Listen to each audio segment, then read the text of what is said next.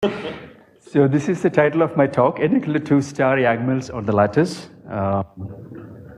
So these are the collaborators, Paul Damgaard from Denmark, Niels Bohr Institute, then So Matsura in Japan. So this is still work in progress. So many things you can get out.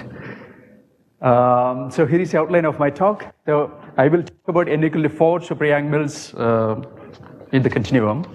And from there, how can we get N equal to 2 star?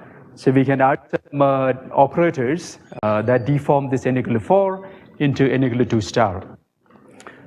Then after that, I will talk about the gravitational dual. So this theory takes part in ADS-CFT correspondence. So there is a gravitational dual. Then after that, I will talk about some results existing in the literature about N equal to 2 star and also its gravitational dual at finite temperature. Then after that, I will talk about lattice formulation, and then I will conclude and talk about future directions. Yes, yeah. So let's talk with N equal to 4 super Yang-Mills in 4 dimensions. So this is a theory with the maximal number of supersymmetries. So this theory takes part in ADS-CFT correspondence. It's a dual gravitational theory. It contains D3 brane geometry on this ADS5 cross S5 background. So lower dimensional versions of these theories, they are well explored on the lattice.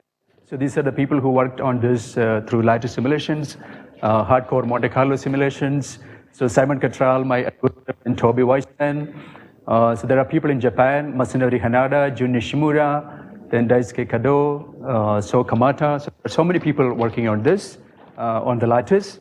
So excellent validations of gauge gravity duality, they have been produced on the lattice through Monte Carlo simulations. So we need to test gauge gravity in dimensions. So what are the other venues where we can test this? We need appropriate systems in higher dimensions. So this is one example, N equal to 2 star. I mean high precision, okay? So on both sides, when we compare the numbers, we want to compare them to high precision. So that's what I mean by excellent. For example, like this, like the zero brane quantum mechanics would be one example of that? That would be one example, yes, yes. Does that mean that high precision is If you look at the quantities people compute on the supergravity side, so you can look at various quantities like internal energy of a black hole, things like that. So there are expressions with certain coefficients and powers. And 16 fermions and 9 scalars. T to the power something, yes. Right. So the question is, can you reproduce this in a gauge theory? And this gauge theory knows nothing about gravity. So these numbers can be reproduced through Monte Carlo simulations. So gauge theory captures this gravitational physics. These numbers agree to within 1%? Within some numbers, yes. Okay, as you go to higher orders, it becomes more and more difficult because the lattice data, it contains all these higher order effects. So you have to fit the data. So there are errors as you increase the number of fit parameters. Okay, so coming to N equal to 4 super Yang-Mills in 4 dimensions. So the field content, it contains a vector multiplet and 3 chiral multiplets in N equal to 1 superfield notation. So vector multiplet contains this gauge field A mu and Weil fermions. Then chiral multiplets, they contain scalars and again Weil fermions. So the global symmetry group is SU2 left cross SU2R cross SU4. So here SU2 left cross SU2R, this is a Euclidean Lorentz symmetry. So I'm considering this theory in Euclidean spacetime. So this is basically an SO4. It's an SO4 Euclidean rotation group. Then SU4, this is an internal symmetry of the theories. SU4 is isomorphic to SO6. So you can rotate 6 scalars among each other. Now coming to N equal to 2 star.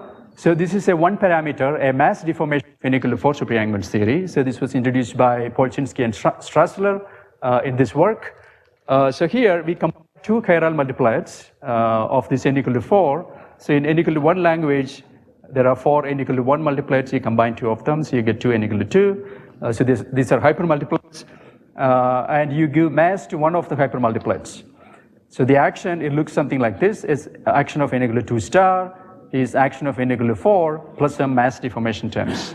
And these mass deformation terms, they have this form. So there is fermion mass terms, then scalar mass terms, then there are trilinear terms involving scalars. So this is not, so they had to come up with a name. So this is not n equal to 2, this is not n equal to 4, but in certain limits, if m goes to 0, it becomes n equal to 4, and m goes to infinity, equal to 2. So this is something, in between. Similarly, there is n equal to 1 star also, similar deformation. So it is convenient to express the mass deformation using two operators. So these are given by this. So these operators will have importance on the other side when we look at the supergravity dual. So this is dimension 2 and this is dimension 3. So they correspond to turning on bosonic and fermionic scalars in dual gravitational theory. So now we can write the action in this way. So one term involving operator O2 and the other term. Fermionic scalar. What is it? Bosonic and fermionic scalar. Yes, on the supergravity side. Okay, we will come to that.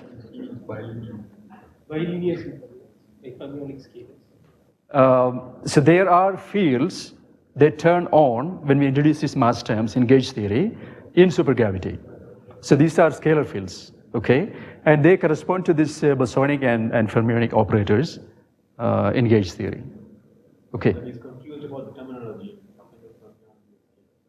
Oh, okay. So, I mean, the scalar field corresponding to this fermionic operator, okay? That's what I meant. No, just a scalar field. We come to that, okay? Yeah. So, it contains fermionic terms, okay? It's not purely fermionic. It's not purely fermionic, but in the dual theory, yes. So there are two scalar fields in the dual theory, okay? And they correspond to turning on these two operators in the dual gauge theory. Okay, that's what I meant. If you split them, they are not. Okay, but if you combine all of them, it has n equal to 2 supersymmetry. N equal to 4 supersymmetry is broken to n equal to 2 supersymmetry. Which? Yes. Of course, once you give, so you need to preserve supersymmetry. So you give mass deformation that preserves n equal to 2 supersymmetry, then obviously these terms will appear, okay, in your Lagrangian. Yeah. Okay, so let me move on. Yes, yeah. After eliminating the auxiliary fields, because we also have some f squared, phi squared and f squared, f itself is binated with phi. So you get phi. Right. And if you look at this, this is the famous Konishi operator, which appears in here. So the soft supersymmetry breaking, which is here through this parameter m. So when m goes to 0, we recover n equal to 4 superyoung mills. When m goes to infinity, we get n equal to 2 superyoung mills. So now coming to gravitational dual, I am not an expert on this dual gravitational geometry. So this was constructed by Pilch and Wan. So this is a product of deformed ADS5 and a deformed phi sphere, so that this n equal to 2 supersymmetry is manifest. There are supergravity and chi. So this alpha, it is corresponding to this bosonic operator, and this chi corresponds to this fermionic operator. And supergravity action is given by this on a manifold. So we have this curvature term, plus there is a matter Lagrangian. What is it? O3 is a bosonic operator.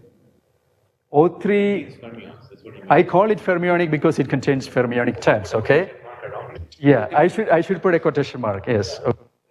It's dimension 3, mass dimension 3, that operator, and the other has dimension 2. So there is a matter Lagrangian which has this particular form, so derivative on alpha and chi, and there is a potential P which is given by this, and there is a superpotential which has this particular form. So these are all happening on the gravity side.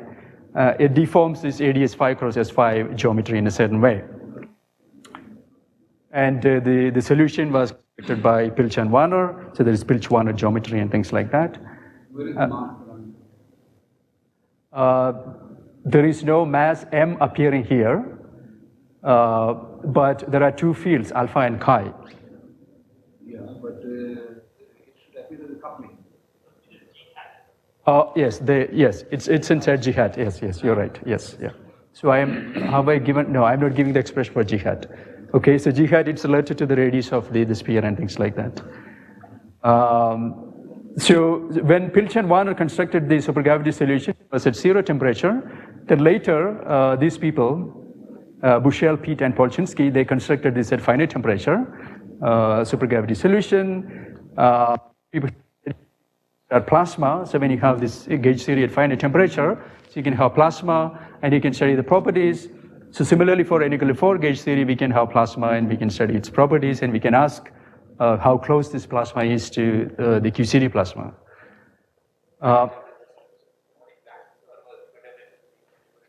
For N=4, there are some expressions. For example, speed of sound, square root speed of sound, it has some exact expressions. Black R is a geometry known analytically or numerically? Numerically, yes. Numerically, these people have computed this, yeah. Solving some differential equations, yeah. Write down. I don't know the details, but they have looked at that, yes. Okay, so it appears that it is much easier to implement the bosonic deformation. So we can consistently truncate the supergravity solution. So we can truncate, we can set MF, mass of the fermion. When MF equal to MB equal to M, we get the N=2 supersymmetric solution. But at finite temperature, consider for separate bosonic and fermionic masses. So there is a consistent truncation possible where we can set MF equal to 0 and MB not equal to 0. And this corresponds to chi equal to 0 and alpha not equal to 0. And we can study the solution. So people have studied this on the gravity side. Say they computed the free energy, which has this form, thermodynamic free energy. They also computed the speed of sound, square of speed of sound in this bosonic model.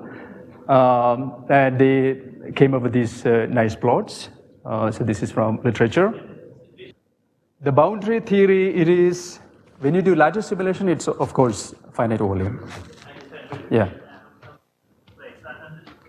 So in Euclidean, you can take it on R4. Okay. Yeah. Yeah. But if you want to do finite temperature simulations, then it becomes finite volume. Okay.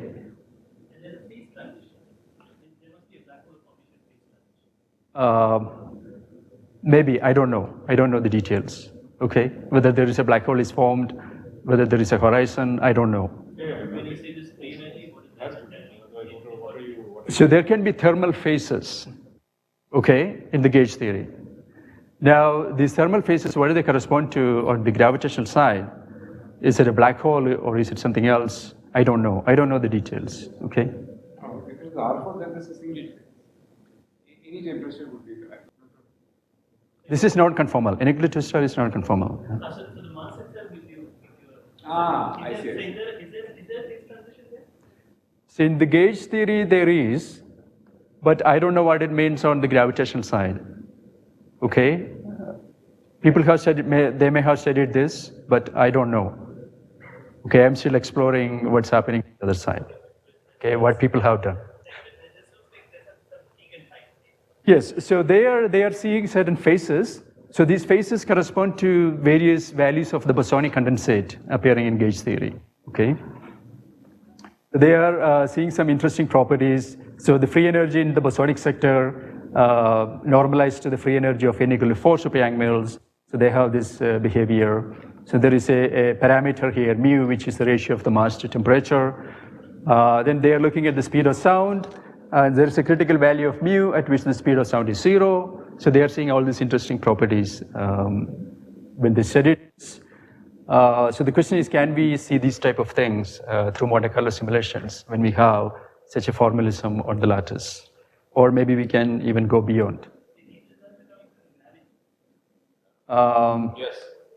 These are, yes, gravitational results. Yes, that is right. Yeah. Okay, so now, yeah. Radius, that is coming through that G hat. So I haven't given the expression for what that G hat is. So it contains the radius in that. Okay. If you ask me, I don't know. Okay, don't ask me the details. The fine-tuning details, don't ask me. So sorry, that will get translated into n square or something. No, this must be also some lambda QCD. There's The tooth coupling branch, there's some lambda QCD. yes. There is a Scale. yes, exactly. There's a scale which is related to the mass. Okay, so something similar to lambda QCD, a mass scale appears in this theory as well. So that is related to the mass. What else? The question is, where is it here? Where can we see it here? Yeah, what do these graphs mean actually? I'm not. So these are, so how free energy of the theory, the bosonic theory, how it behaves with respect to this parameter mu, which is a dimensionless parameter. So mu is the scale. Mu is the lambda QCD by t. Mu would be a dimensionless scale, yes, in the theory. And you normalize the scale with respect to temperature. Right. And you're asking how. So they're plotting a phase diagram. Okay. So this red and blue, they represent two distinct phases, thermal phases in the theory. Okay. So they're basically studying this. Okay. They're plotting the phase diagram, and here they are plotting the speed of sound against the same parameter mu, and here they are finding that for a particular value of mu, the speed of sound vanishes in this plasma. Okay. So that is a property of this theory. So this is so where is the phase transition? So this particular y-axis is when t is infinity. So basically this is. So x-axis is basically 1 by t square. Right? It goes like 1 over t square. Yes. Yeah. So if you fix the scale, with yeah. respect to the scale, you are plotting 1 by t square. Mm-hmm. And okay. No, lambda QCD is generated through m square. See, that scale is generated through the mass, okay? There is also a coupling. There's a coupling at some right.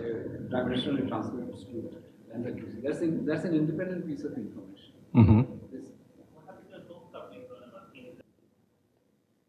Right. I don't know. Okay. So shall I move on? Yeah. Okay. All right. So now there are so many things to be learned here. Still work in progress. So going to the lattice, so we focus on something called Vafa-Witten Twist. So we use a twisted version of this theory. So n equal to 4 super Young-Mills can be twisted in 3 distinct ways. One is called half twist, and the other is Vafa-Witten twist, and the third is called geometric Lagrange twist. So in this work we use Vafa-Witten twist. Here the theory has global symmetry group SU2 cross SU2 left cross SU2 right cross SU4, and after twisting it becomes some SU2 prime cross SU2 right cross SU2F. Here SU2 prime is this diagonal subgroup of SU2 cross left with that SU2I of this SU4 internal symmetry. So it's basically a change of variables in flat space-time. That is what twisting is. So once we twist, in n equal to 4 case, the gauge field, it is unchanged, but the fermions, they take different forms. So they become scalar fermions, eta and zeta, then they become p forms, okay? Integer spin fermions. Then twist, in this case, twist gives 2 scalar supercharges, q and q tilde. So these are like scalars, but Grassmann type. And they close according to this algebra, q square on x, where x is a generic field, one of these twisted fields, and it closes to this. And q tilde square of x, it closes to this. Then we can come up with q supersymmetric transformations. So here q square, I showed you the algebra, which is nilpotent at these gauge transformations. So that means we can put that particular subalgebra onto the lattice and simulate the theory. So q transformations are when this, Q on A mu psi mu, like this. So Q acting on a boson is a fermion, like that, and similarly for Q tilde. Action takes particular form. Once we twist, it is Q tilde acting on a functional, and this functional is given, it's called action potential. It has this particular form. So when Q tilde and Q, they act on this, we recover this N=4 action in a twisted form. So mass deformation, so in the untwisted degree, mass deformation takes this particular form. So using twisted variables, it's just a mapping. Twist is nothing but a mapping. Takes this particular form, so where we have these two operators, O2 and O3. So the bosonic operator, O2, takes this particular form, and the fermionic operator, O3, takes this particular form. So here, the fermionic operator, it looks humble, so it has terms with open indices. These are Lorentz non-invariant, so it is difficult to put them on the lattice, so one has to be clever. But we know that there is a consistent truncation for the bosonic sector. So we can put the bosonic sector on the lattice, and we can study, and the results exist for this bosonic deformation at finite temperature, and we can compare the results. So coming to lattice formulation, so we use the discretization prescription given by Sugino. So here we place gauge fields on links on the lattice and all other fields on sides. So this makes lattice theory local, gauge invariant, and doubler free. So there are problems with fermion doublers on the lattice, but we can put them after the twist in a way that there are no doublers on the lattice. The theory is gauge invariant, it's also local. So in this particular case, the appropriate form for lattice is something called balanced topological field theory form, introduced by these two people. Then field strength on the lattice, it becomes a functional of link fields of this particular form. Then it is straightforward to write down the lattice action. So Sugino has already done this for us, how to put these type of theories on the lattice. So for this, there are issues with vacuum degeneracy. They need to be resolved. So in the twisted theory, the gauge action, this takes this particular form, but in the standard Wilson case, the gauge action is this. So that means there is a unique minimum for the case of Wilson, which is everything is 1. But in this particular, the vacuum is not unique. So there are many classical vacuum possible in this type of discretization. So we could solve this by adding a standard Wilson term. This again softly breaks SUSY. So we can add a standard Wilson term with a parameter, and we can force the vacuum to converge to this, but adds additional fine-tuning in the lattice theory. This Vafa-Witten twist was done for what reason? Why couldn't you work with the other form? Star? So there are problems. If you look at, if you take this geometric Langlands twist, these mass deformation terms, they are not gauge invariant on the lattice.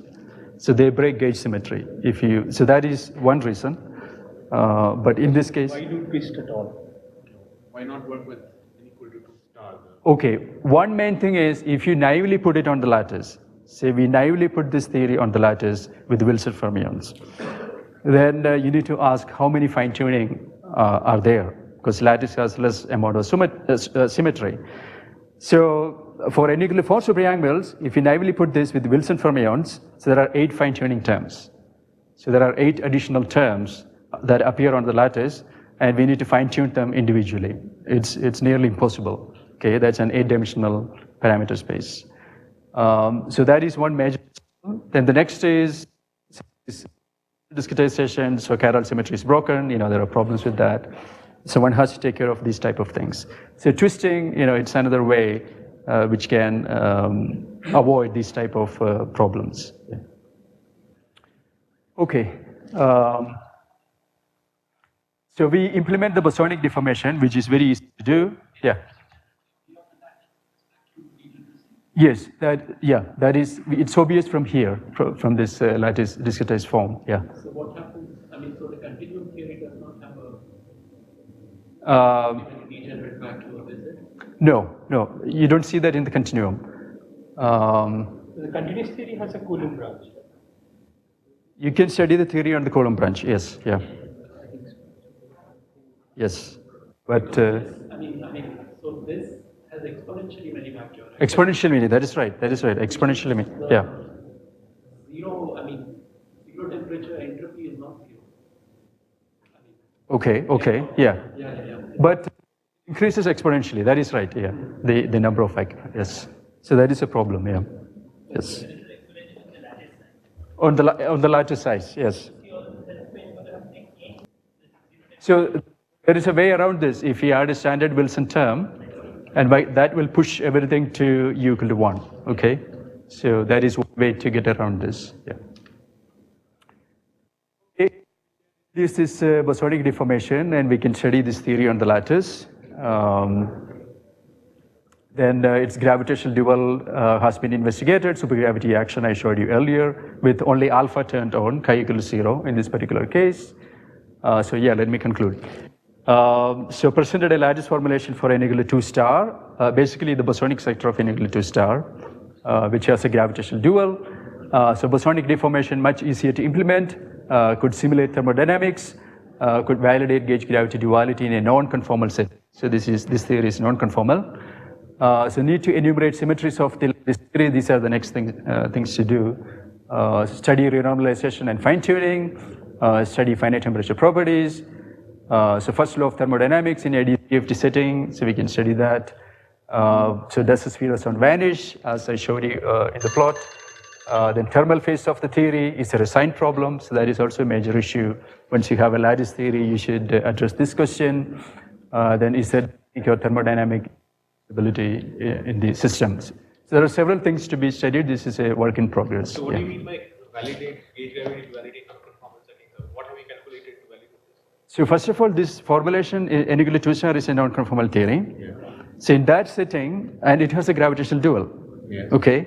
So in that setting, people have computed things on the gravitational side, and through Monte Carlo simulations, can we verify them, or can we go beyond? Yeah. Okay. So that is what I meant. No, but you have validated, or you want to validate? We want to. Okay. We want to. This is first. We could. Yes. Yeah.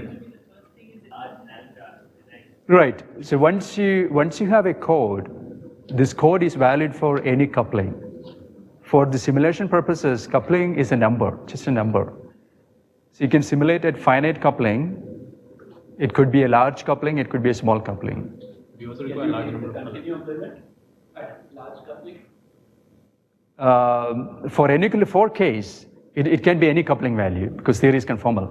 But you would hope that the number of colors would not. Large n, yes. You need to increase the number of colors as well, yes. But then So, hopefully you will be able to get some universal kind of behavior by time or something. Can you really go to 1,000 or something? no, for 4 dimensions, it is limited by your computing power, okay? How big of a computer you have. So in 4D, people have done up to n equal to 4. And that itself is pushing the limit of supercomputers, okay? In 4 dimensions. Huh? Number of colors. C4. 4 dimensions up to a C4. N equal to 4. Right. Yes, so that is the beauty of a lattice simulation. So you can simulate the theory at finite n, finite number of colors, and finite 't Hooft coupling. Okay, I think we are kind of running out of time, but so people can ask Anosh more questions later on. But yeah, but let's just thank Anosh again and thank